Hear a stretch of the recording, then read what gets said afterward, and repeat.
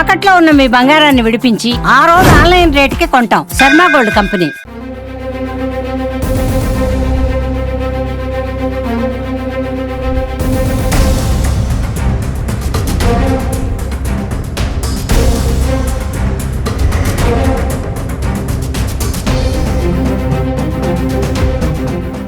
వైష్ణవి హత్యకు care of అడ్రస్గా మారిన రంగనాయక స్వామి ఆలయం మన వెనుక వైపు కనిపిస్తుంది. ఇక్కడే ఈ ఆలయం కేంద్రంగానే అమ్మాయి పైన దాడి జరిగింది. ఆ అమ్మాయిని ఇక్కడే కొట్టి చంపేశారు. తర్వాత ఇదే ఆలయం వెనుక వైపున ఉన్నటువంటి చెట్ల పొదల్లో పడేశారు అన్న ఒక ఎక్స్పెక్టేషన్ అయితే పోలీసులు చేస్తున్నారు. దానికి సంబంధించి ఉదయం నుంచి కూడా క్లూస్ టీమ్ మొత్తం కూడా ఇదే ఆలయం పరిసరాలన్నింటినీ కూడా జల్లెడపడుతూ ఉన్నారు.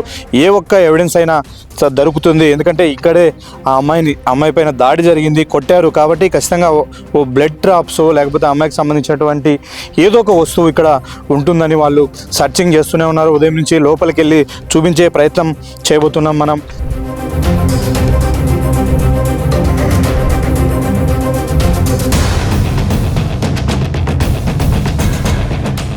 ఇదే రంగనాయక స్వామి ఆలయంలో ఆ అమ్మాయికి సంబంధించినటువంటి 3 వస్తువులు దొరికాయి. అది ఒకటి ఆ అమ్మాయి క్యారియరు, రెండోది ఆ అమ్మాయి ఓని. ఇదే ప్లేస్లో ఆ అమ్మాయి క్యారియరు దొరికిందని చెప్తున్నారు. మరో ప్లేస్లో కొద్దిగా లోపలికి వస్తే ఆ అమ్మాయి బ్యాగ్ దొరికింది, అలాగే ఆ అమ్మాయి ఓని కూడా ఇక్కడే లభించాయి. అయితే ఇక్కడ ఏం జరిగింది? ఆ అమ్మాయిని ఇక్కడే కొట్టి చంపేసిన తర్వాత ఇక్కడి నుంచి తీసుకెళ్ళిపోయారా, లేకపోతే ఇక్కడ ఆ అమ్మాయి అవన్నీ మర్చిపోయి అంటే వేరే చోటికి అవన్నీ వదిలేసి తీసుకెళ్లారా అన్నది ఇప్పుడు మిస్టరీగా మారింది. ఉదయం నుంచి కూడా ఈ రంగనాయక స్వామి ఆలయం పరిసరాలన్నింటినీ పోలీసులు జల్లెడ పడుతూ ఉన్నారు. క్లోజ్ టీమ్స్ వచ్చాయి, అనువనువున కూడా వెతుకుతూ ఉన్నారు. ఇక్కడ మనం చూపిస్తున్నాం. ఇక్కడ ఈ డ్రాప్స్ పైన కూడా వాళ్ళు నిశ్చితంగా పరిశీలన చేశారు. ఇవి బ్లడ్ డ్రాప్స్ లాగా ఫస్ట్ వాళ్ళు ఎక్స్పెక్ట్ చేశారు కొంత. అయితే ఇలాంటి డ్రాప్స్ ఆలయంలో చాలా చోట్ల ఉండడంతో అమ్మాయి బాడీ నుంచి అంత బ్లడ్ రాలేదు కాబట్టి ఖచ్చితంగా ఈ బ్లడ్ డ్రాప్స్ అయ్యి ఉండకపోవచ్చు అన్న ఒక ఆలోచన కూడా పోలీసులు వస్తూ ఉన్నారు. అయితే ఇక్కడే ఖచ్చితంగా అమ్మాయి పైన దాడి జరిగింది అన్న ఒక నిర్ధారణకైతే ప్రస్తుతం డిపార్ట్మెంట్ వస్తూ ఉంది. ఇక్కడ దాడి జరిగిన తర్వాత అమ్మాయి చనిపోయిన తర్వాత బాడీ ఇదే మనం వెనక వైపు చూపిస్తున్నటువంటి ఈ గోడ వెనక వైపున ఉన్నటువంటి ముళ్ళ పొదల్లో పడేశారు. అక్కడికి ఏ రూట్లో తీసుకెళ్లారు? ఒక వ్యక్తి అంత బాడీని ఇన్ని బండరాలు దాటుకుంటూ తీసుకెళ్ళడానికి సాధ్యం అవుతుందా, లేదంటే ఎంతమంది ఈ హత్యలో పాల్గొన్నారు? దీనిపైన కూడా అనేక అనుమానాలు, సందేహాలు వస్తూ ఉన్నాయి. ఒకరు కాదు, ఇద్దరు కాదు, ఖచ్చితంగా 3 పర్సన్స్ అయితే తప్ప ఇక్కడి నుంచి బాడీని లిఫ్ట్ చేయలేరు. వాళ్ళు దాన్ని కన్వీనియంట్గా అంతవరకు మోసుకెళ్ళలేరు అన్న ఒక ఆలోచనకు అయితే పోలీసులు వస్తూ ఉన్నారు. ఇక మరోవైపు ఇక్కడ ఉన్నటువంటి ఈ గది చాలా సస్పీషియస్గా ఉంది. ఇక్కడ అనేక అనుమానాలు పోలీసులు వ్యక్తం చేస్తూ ఉన్నారు. ఇక్కడ ఒక బాటిల్లో కొంత వాటర్ని కూడా గుర్తించారు. ఆ వాటర్ ఏంటి అనేది ఇప్పుడు పోలీసులు చేశారు. మనం ఆ విజువల్స్ కూడా చూపించే ప్రయత్నం చేస్తున్నాము. అక్కడ ఉన్నటువంటి బాటిల్ ఒకటి కంప్లీట్ వాటర్ బాటిల్, అది తాగి పడేసినటువంటి నీటి వాటర్ బాటిల్. మరొకటి పాత వాటర్ బాటిల్, దాంట్లో కొంత వాటర్ కంటెంట్ ఉంది. అది ఏంటి, యూరినా లేకంటే వాటరా ఏందనేది చూడాలి. అది చూస్తే మాత్రం ఖచ్చితంగా యూరిన్ లాగే ఉంది, అది వాటర్ అయితే కాదు, ఆ కలరు ఫామ్ అయింది. అలాగని అంత చిన్న బాటిల్లో అక్కడ కొద్దిపాటి వాటర్ను అక్కడ ఉంచి వెళ్ళరు. అంటే వీళ్ళు చంపేసినటువంటి నిందితులు ఎవిడెన్స్ను అరైజ్ చేయడం కోసం ఆ లిక్విడ్ని ఏమన్నా వాడారా అన్న కోణంలో కూడా దానిపైన కూడా ఆల్రెడీ కొంత క్లోజ్ టీమ్ వర్కౌట్ చేస్తూ ఉంది. కొన్ని ఆధారాలు సేకరిస్తూ ఉన్నారు. అంటే అమ్మాయిని చంపేసిన తర్వాత కొట్టి చాలాసేపు బయట ఒక వ్యక్తి కాపలా ఉన్నాడు, ఎవరైనా వచ్చి చూస్తూ ఉన్నారా, ఎవరు లేని సమయంలో అమ్మాయిని తీసుకెళ్లడం కోసం, అంటే అదే మెయిన్ దారిలో తీసుకెళ్ళాలి కాబట్టి అప్పటి వరకు కూడా వెయిట్ చేశారు. అంటే ఇదే గదిలో మనం ఇక్కడ చూపిస్తున్నటువంటి ఇదే గదిలో ఆ అమ్మాయిని ఇక్కడ తోసి కట్టి పడేసిన తర్వాత, చంపేసిన తర్వాత ఇక్కడ ఉన్నటువంటి గుహ లాంటి ఈ గదిలోనే పెట్టారు. బయట ఒక పర్సన్ కాపలా ఉన్నాడు, ఇక్కడికి వచ్చి ఎవరు చూడకుండా. అంటే ఇక్కడ ఏదో లవర్స్ లోపల ఉంటే ఒక వ్యక్తి కాపలా ఉన్నట్టుగా సీన్ క్రియేట్ చేశారు. అందుకే తర్వాత కొంతమంది టూరిస్టులు వచ్చినప్పటికీ కూడా అక్కడ చూసే ప్రయత్నం చేయలేదు కాబట్టి అక్కడ సేవ్ చేసుకున్నారు. అలాగే బయట ఒక వ్యక్తి కాపలా ఉన్నాడు. ఈ సరౌండింగ్స్ మనం చూపిస్తున్నాం. ఇదే రంగనాయక స్వామి ఆలయం బయటకు వస్తూ ఉన్నాం మనం. ఇక్కడ ఉన్నటువంటి సరౌండింగ్స్లో ఎక్కడా కూడా జనసంచారం లేదు అని ఇక్కడ కాపలా ఉన్నటువంటి వ్యక్తి నిర్ధారణకు వచ్చిన తర్వాత ఇతను గ్రీన్ సిగ్నల్ ఇచ్చిన తర్వాతే లోపల ఉన్నటువంటి ఇద్దరు కూడా ఆ బాడీని తీసుకొచ్చే ప్రయత్నం చేసి ఇదే మార్గంలోనే మనం ఇప్పుడు చూపిస్తున్నటువంటి మార్గంలోనే వెళ్తూ ఉన్నాము. ఎందుకంటే మొదటిగా గోడపైకి ఎక్కి పైనుంచి పడేసి ఉంటారు అని పోలీసులు ఎక్స్పెక్ట్ చేశారు. కాకపోతే అలా జరిగి ఉండదు. ఎందుకంటే అంత పైనుంచి బాడీని పడేసి ఉంటే మరిన్ని గాయాలు బాడీకి అయ్యిండేటివి. కానీ అలాంటి గాయాలు ఏమీ లేకపోవడం వల్ల ఖచ్చితంగా బాడీని తీసుకెళ్లారు వాళ్ళు మోసుకొని అని చెప్తున్నారు. ఇదే దారిలో మనం ఈ గోడంతా కూడా రంగనాయక స్వామి ఆలయం, ఈ ఆలయం పక్కనే ఉన్నటువంటి దారి నుంచి వాళ్ళు బాడీని తీసుకెళ్లారు. ఇదే దారిలో వెనక వైపున దాచడం కోసం, అంటే కొట్టి పడేసిన తర్వాత వెంటనే టూరిస్టులు వచ్చే ఏరియా కాబట్టి వెంటనే ఐడెంటిఫై చేస్తే మాత్రం నిందితులు తప్పించుకోవడానికి అవకాశం ఉండదు, వాళ్ళు దొరికిపోతారు. కాబట్టి బాడీని గుర్తుపట్టడానికి కొంత సమయం పట్టేటట్టు ఎవరు గుర్తించలే చోటు దాస్తగిన వాళ్ళు పారిపోవడానికి అవకాశం ఉంటుందని ఎక్స్పెక్ట్ చేశారు. అందుకే ఇదే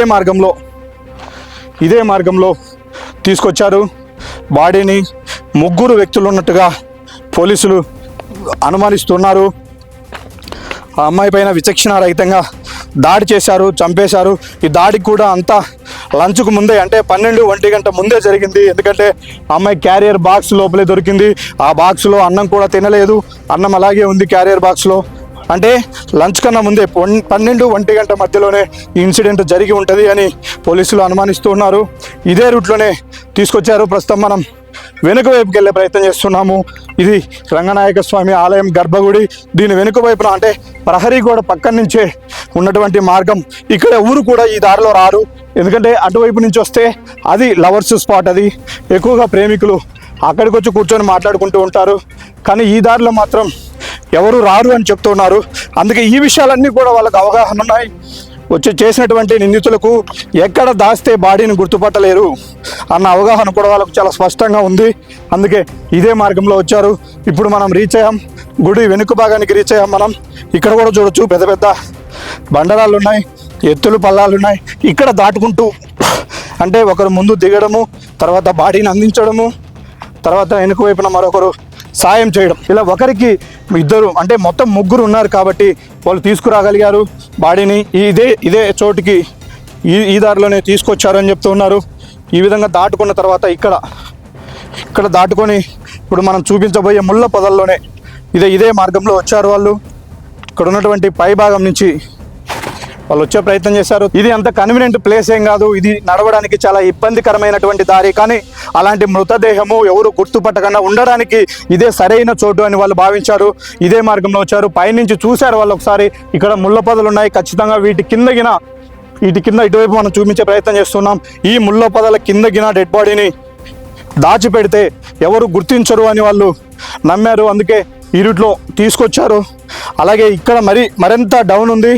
ఇక్కడ కూడా బాడీని ఒకరి చేతుల నుంచి ఒకరు షిఫ్ట్ చేసుకున్నారు. ఈ విధంగా కిందికి దిగి ఒకరి నుంచి ఒకరు బాడీని అందుకున్నారు, కిందికి తీసుకున్నారు. ఇక్కడ మనం ఏదైతే చూపిస్తున్నామో నిన్న మనం చూపించే ప్రయత్నం చేస్తున్నాం. కింది వైపు నుంచి ఏ విధంగా వచ్చి ఉంటారు, ఒక వ్యక్తి అయితే తీసుకువచ్చి ఉండరు అని మనం ఎక్స్పెక్ట్ చేశాం. కానీ పోలీసుల దగ్గర ఇప్పటి వరకు ఉన్నటువంటి స్కెచ్ ప్రకారం, పోలీసులు సీన్ను క్రియేట్ చేసిన దాని ప్రకారం పూర్తిగా ఇక్కడ ఈ మార్గంలోనే వచ్చారు. పైనుంచి తీసుకొచ్చారు. ఇక్కడ ఆ అమ్మాయిని ఇదే బండ పైన ఇట్లా వాలినట్టుగా, ఈ బండ ఆనుకొని ఉన్నట్టుగా శవాన్ని పడుకోబెట్టి ఇక్కడి నుంచి ఈ విధంగా పారిపోయారు.